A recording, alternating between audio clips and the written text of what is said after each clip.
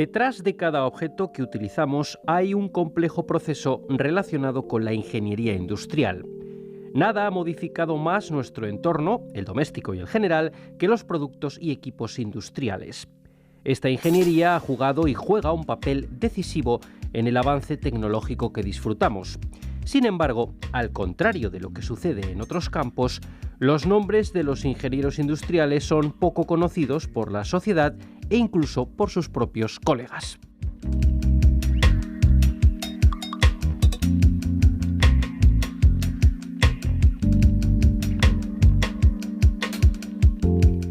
Una posible explicación a esto último puede encontrarse en la actuación colectiva de los ingenieros industriales, cuyos resultados profesionales se encuadran dentro del marco de empresas y organizaciones, mientras que en otras disciplinas como la arquitectura, la medicina o la literatura sobresalen muchos nombres propios. En el ámbito de la ingeniería industrial los referentes son sobre todo empresas, marcas, modelos y tipologías de equipos.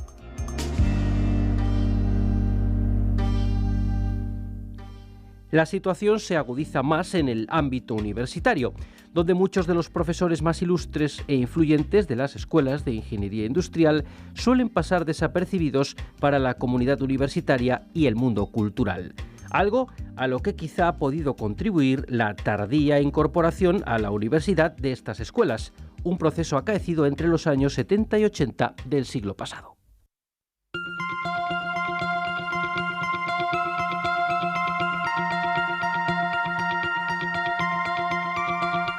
Iniciamos hoy con este espacio una serie de programas sobre vidas académicas en ingeniería industrial. Su objetivo es rescatar de ese anonimato a los grandes profesores de nuestras escuelas de ingenieros industriales que han destacado por sus conocimientos, producción científica y capacidad investigadora, además de influir en sus respectivas escuelas y en las siguientes generaciones de profesorado.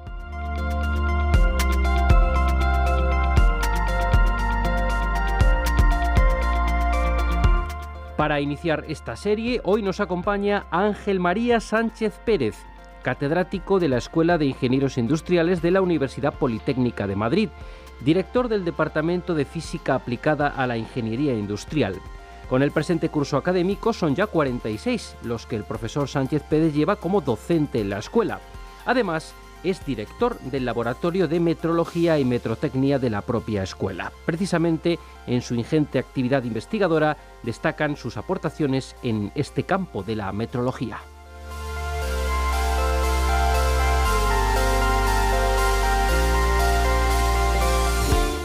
El profesor Sánchez Pérez cuenta con una enorme experiencia en el apartado de la calidad en la universidad. También ha sido responsable de proyectos de innovación e implantación de nuevos modelos relacionados con el espacio europeo de educación superior. Finalmente, hay que resaltar su labor en el campo de las publicaciones, con unos 20 libros sobre física, metrología y calidad, la mayoría de ellos en colaboración. En 2008 le fue concedido el premio de la Sociedad de Ingeniería de Fabricación por su contribución decisiva al establecimiento del campo científico universitario de esta ingeniería en España.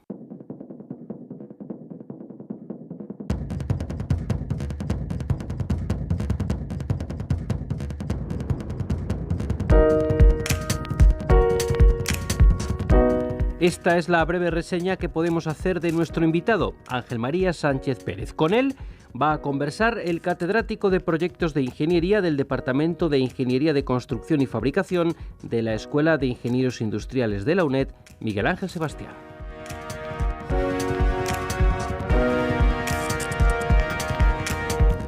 Muchas gracias, profesor Sánchez Pérez, por su amabilidad y excelente disposición en atender la invitación a participar en este programa de radio de la serie Vidas Académicas en Ingeniería Industrial, en la que se va a intentar obtener de algunos profesores experimentados algunas vivencias, algunas experiencias que hay en nuestras escuelas de Ingeniería Industrial.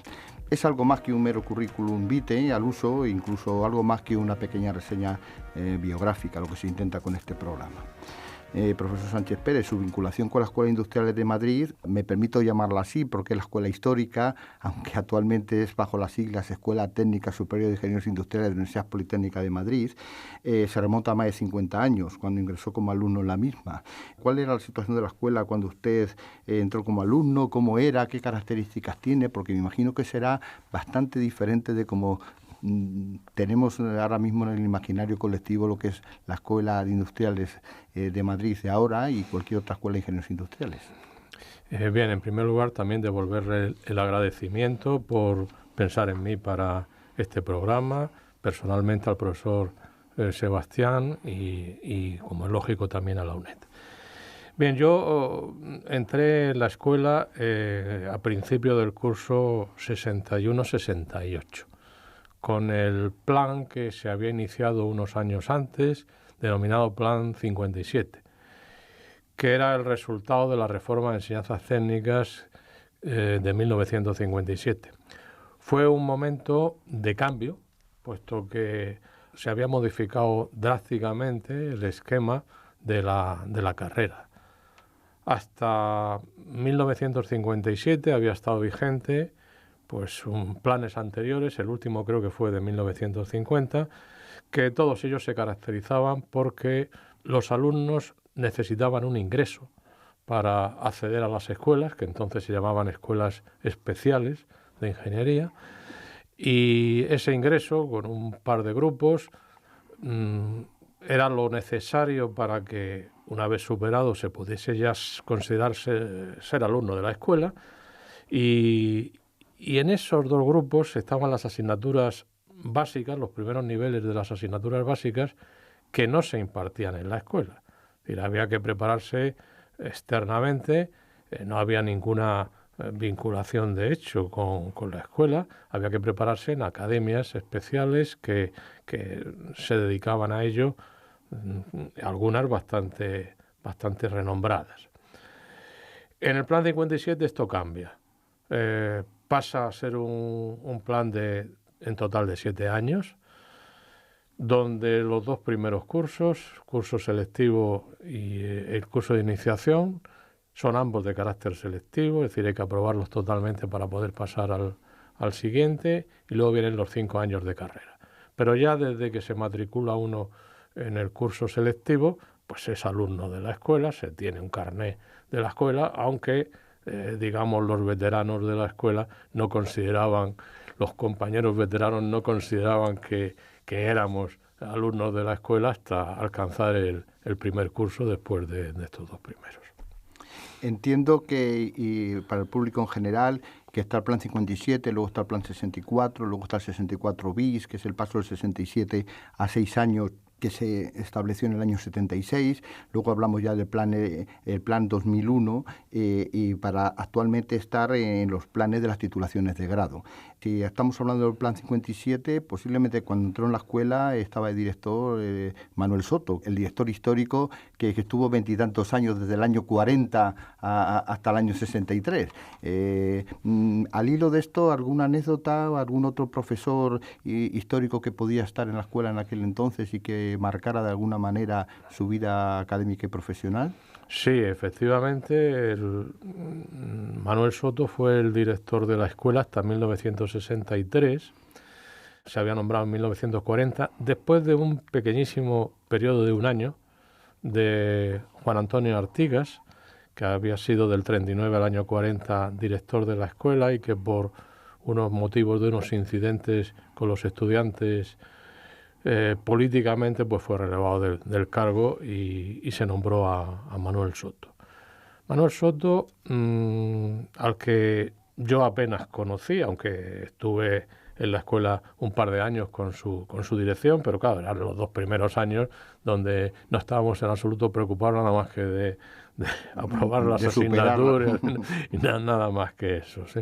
Pues Manuel Soto tuvo un brazo derecho que fue, digamos, el ejecutivo durante todo ese periodo de la escuela, que fue el profesor Adelardo de la Madrid. Uh-huh. Adelardo de la Madrid en su última época sí llegó a darme a mí clase de mecánica de fluidos, ya en sus últimos años, Y Adelardo de la Madrid sí que reconocen, digamos, las crónicas de esos años, que fue, de hecho, el gran impulsor de la escuela durante todo ese periodo. Luego, pues sí, hay otros profesores, por ejemplo, yo recuerdo de mi época y de haber recibido directamente clase de él, pues en la actividad de resistencia de materiales, pues a don Fernando Rodríguez Avial Azcónaga. También recibí enseñanzas directas de don Eugenio Andrés Puente, que se había incorporado ya a principios de los 60 a la escuela, y bueno, pues algunos otros que creo que irán saliendo.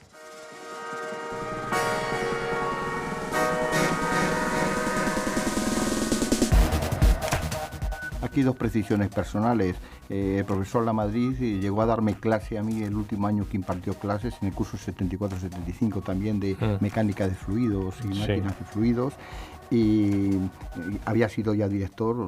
Y luego también recordar que don Fernando Rodríguez Avial es tío del profesor de Ciencia de Materiales de la UNED, Mariano Rodríguez Avial Jardén, compañero de mi departamento y gran amigo. Respecto al día a día como alumno, respecto ahora cómo se ve, imagino por las fotos de época, entonces se venía con corbata, no se veía con chancla ni con pantalón corto, la relación profesor-alumno era muy distinta, ¿no? Sí. E incluso ya una vez, como bien había dicho, una vez superada los dos primeros cursos, ya el concepto de casi de vida pseudoprofesional estaba más imbuido entonces en el alumnado, quizá porque el mercado de trabajo era más seguro que ahora, ¿no? Sí, efectivamente, aunque no obstante las asignaturas de los cursos de carrera, de primero al menos hasta tercero o cuarto, eran asignaturas, muchas de ellas bastante fuertes.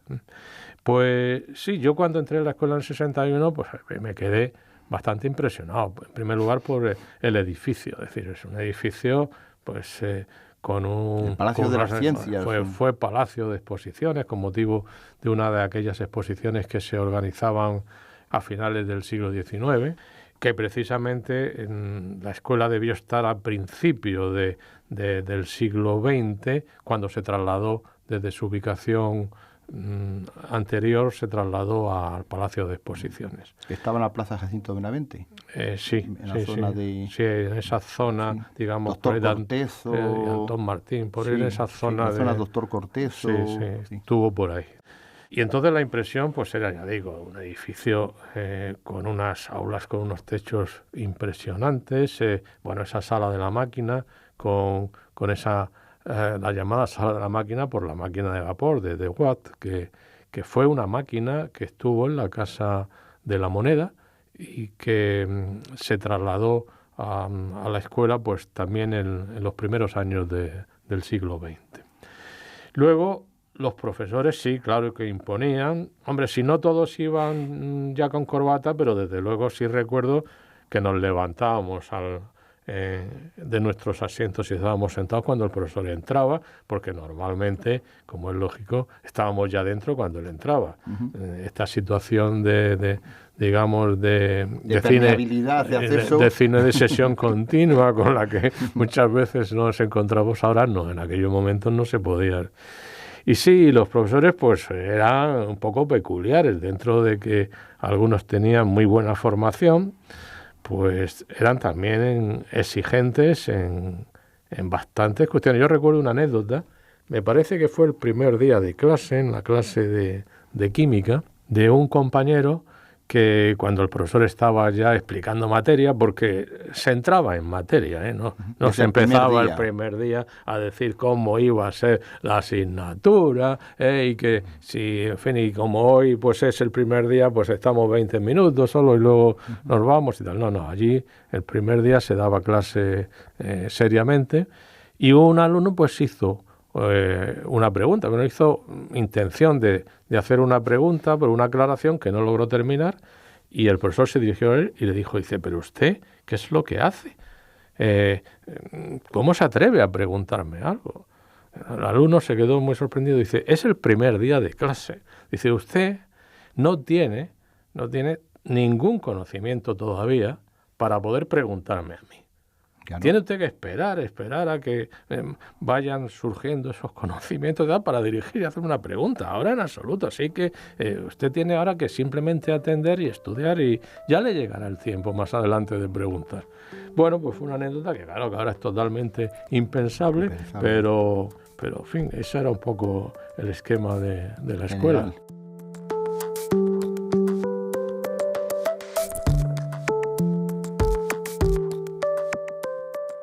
Luego, profesor Sánchez Pérez, viene su incorporación como profesor, pues en qué asignaturas, quién fue de alguna manera en qué departamento, entonces se llamaría grupo de cátedra o grupo, a las órdenes de quién, llámese maestro, jefe o mentor o como se quiera, y bueno, cómo se ve la corrida de toros al otro lado del burladero, ¿no? Sí. Yo entré en el año en que terminé, que fue en el 1968, pues entré ya en el curso 68-69 como profesor en la escuela, prácticamente, salvo muy pequeña etapa de alguna incursión empresarial y algún otro centro educativo, en los que no llegué a perder nunca el contacto con la universidad, pues siempre he estado en la escuela. Pues lo hice en el grupo de mecánica bajo la dirección del profesor Escala, Juan José Escala Estaleya, del cual tendremos también ocasión probablemente de hablar de él a lo largo de la entrevista. También me moví en el terreno de la física. Inicialmente le estaba encargado de algunas asignaturas de física, cuyo grupo estaba entonces vacante. Luego, en unos años, se unieron los dos grupos de mecánica y de física y así siguieron hasta hace unos meses, en el que la reorganización departamental de la UPM pues está modificando la estructura. Y entonces ese era mi territorio, en el que me movía, con alguna ayuda también que me pidió algún catedrático recién llegado durante puntualmente un curso en matemáticas, pero vamos, básicamente en los años iniciales y los que yo hice la tesis doctoral, precisamente sobre temas mecánicos, en vibraciones, pues estuve trabajando en mecánica y en electromagnetismo, fundamentalmente en física. Eso duró hasta el año 74. Es decir, en el curso 74-75, bueno, se había convocado una plaza en la escuela que yo no sabía que se hubiese convocado en el año 73, pero el entonces director de la escuela, Eugenio Andrés Puentes, me llamó un día a las 8:30 de la mañana. O sea que afortunadamente pues entonces nos encontrábamos todos madrugados mucho también a su despacho, cosa que a mí me preocupó de gran manera, pero en fin, llegué allí, me dijo que había salido en el boletín oficial de una convocatoria del grupo de tecnología mecánica y que bueno, pues que había sido una sorpresa un poco para la escuela y que yo tenía que presentarme. Yo le dije al profesor Andrés Puente que, en fin, que le agradecía su deferencia, pero que, bueno, yo estaba un poco alejado del asunto, estaba en mecánica, que era lo que podía tener más relación, trabajando en ese momento, que no lo veía con claridad y nada, tendría que hablar, se me ocurrió a mí, con el profesor Escala, claro. Pues habla con Juan José, pero ya verás cómo te tienes que presentar y él te lo va a decir. Efectivamente, esa misma mañana hablé con el profesor Escala, me dijo que los trenes había que cogerlos cuando pasaban por delante y que tenía que hacer eso. Entonces, la idea, por la que yo luego más adelante ya fui percatándome del asunto, es que no había personas pues con la preparación que la dirección de la escuela consideraba adecuada en aquel momento para plantear una enseñanza con visos de cierta novedad y que por eso pensaron en mí. Bueno, yo, como anécdota también, aquel mismo día, por la tarde, entonces no había internet, como es lógico, pero pude acceder a unos servicios de búsqueda que entonces radicaban en 2 o 3 puntos en España, uno de ellos era en el INTA, y con esa información pues tenía ya bastante ahorquillado lo que era un temario en las principales universidades del mundo de cierto nivel de la tecnología mecánica. Entonces, pues a partir de ahí me preparé, la cátedra se desarrolló, los ejercicios se desarrollaron creo que en noviembre del 74, y entonces ya me incorporé como catedrático y allí estuve 18 años, hasta 1992. Creo que más o menos eso es, si no me falla la memoria. Entonces, bueno, pues allí lo que hice pues fue efectivamente plantear una enseñanza en lo que yo creía que tenía que ser un punto de interés para los ingenieros superiores. Es decir, entendí que no tenían que pasar los ingenieros por prácticas de torno y ser especialistas en hacer pues probetas mecanizadas en torno o con otras máquinas y herramientas, sino que tenían que conocer los fundamentos, por supuesto muy bien todas las máquinas y los procesos, y entonces me metí en esa renovación.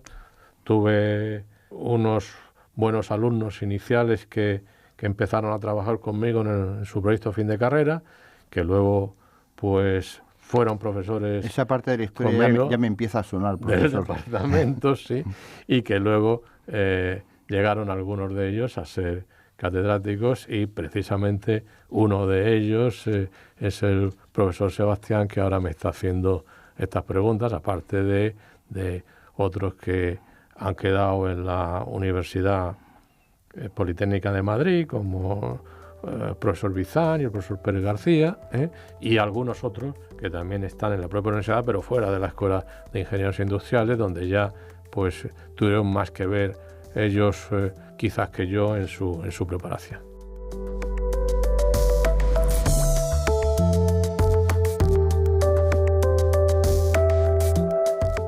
Si fijamos las etapas de su desarrollo profesional desde el punto de vista personal, entonces hablamos de 68-69 al 74, que es la parte inicial, la parte de mecánica física, la parte de tecnología mecánica, ahora llamada ingeniería de fabricación, entre el 74 y el 92, y luego 92 a 2014, que vuelve a ser otra nueva mecánica, aunque algo diferente.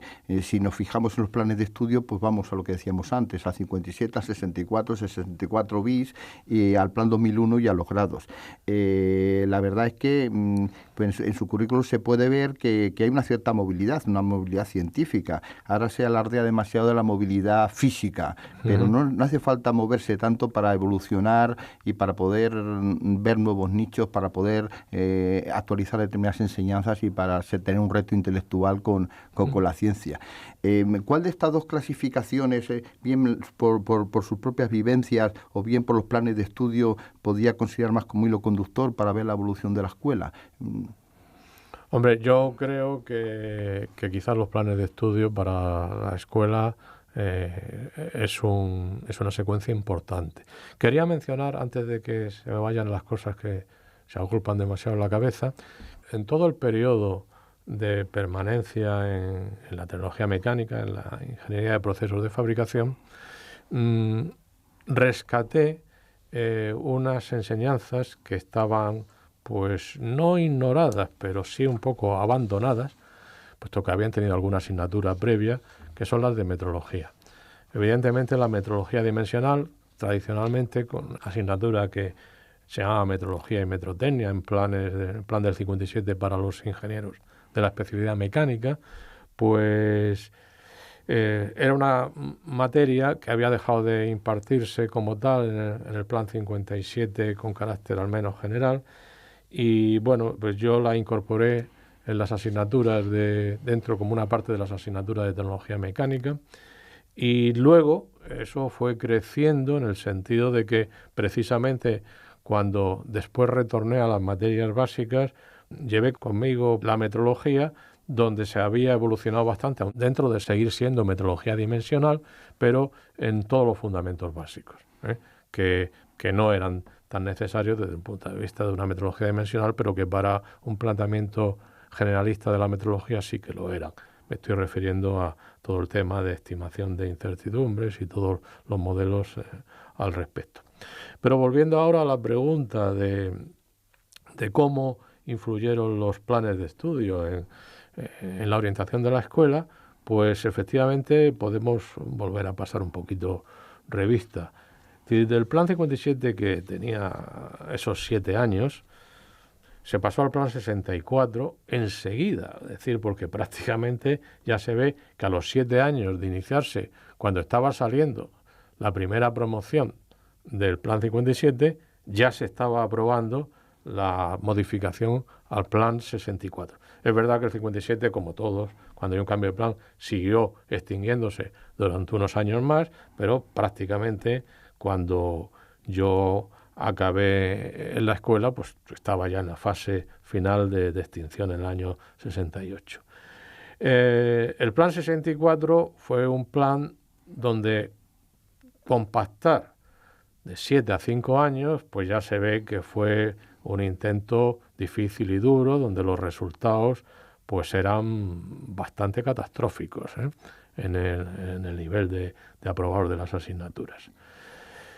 Afortunadamente, en el plan 76 lo que se hizo, lo que se permitió por parte de una disposición del Ministerio de Educación, era, para tener en cuenta esta elevada tasa de suspensos y los años que costaba terminar la carrera, es extender la carrera de 5 a 6 años. Bueno, ahí la escuela tuvo una decisión buena, que coló, que fue que no solamente se extendió, sino que se aprovechó para cambiar un poco los contenidos y las materias de algunas cuestiones o de algunos temas esenciales, ¿no? Entonces, este plan 76, que tuvo una vigencia de 24 años hasta el plan 2000, en mi opinión, fue el que confirió mayor estabilidad a la escuela en las enseñanzas. 24 años ya acostumbrados a los cambios de los políticos en los planes de estudio en todos los niveles, pues desde luego es un periodo importante. Y si yo tuviera que decantarme por alguno de ellos como mejor, diría que este periodo fue el mejor.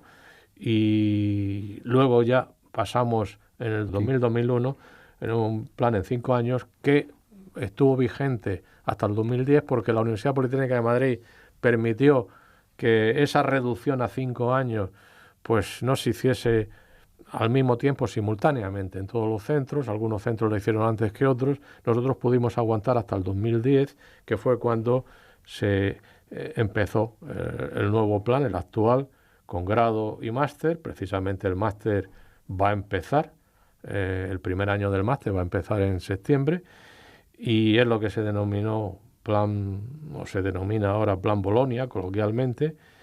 Y ya digo, resumiendo un poco, para mí el plan 76 fue el más interesante. Por ejemplo, una característica que ahora se puede considerar como negativa, y sin embargo que yo la considero como positiva, es que no había asignaturas optativas, con lo cual, pues sí, había bloques de líneas opción, curriculares, especialidades, pero no intensificaciones. asignaturas, porque las asignaturas optativas están muy bien desde el punto de vista de ofrecimiento y de exhibición en la prensa, Pero luego, en la práctica, cuando hay un panel de asignaturas optativas, el alumno, presionado por las otras optativas, al final elige, no en función de lo que realmente él quiere, sino de cuál es la resistencia más débil. Estrategia de supervivencia o de interés o de horario. Entonces, pues bueno, yo en ese sentido creo que el plan 76 pues será bastante interesante. Un poco al hilo del plan 76, es decir, el plan 64 pasado a 6 años, es como empezó la UNED. La UNED empezó en ese plan, instalada en ese plan, inicialmente con 2 intensificaciones, 2 especialidades, que eran mecánica de máquinas y electrónica y automática, y en 2 o 3 años posteriormente se incorporó la de técnicas energéticas. O sea que ahí ya, de alguna manera, ya la escuela histórica y la nueva escuela de Madrid de la UNED empiezan a convivir conjuntamente. Muchas gracias, profesor Sánchez Pérez, por esta entrevista, y creo que nos han quedado muchas cosas en el tintero que justifican un nuevo programa de radio, porque estamos en el 76 y hay que sobrevivir hasta el 2014. Muchas gracias, muy amable por su participación. Muy bien, muchas gracias, Miguel Ángel.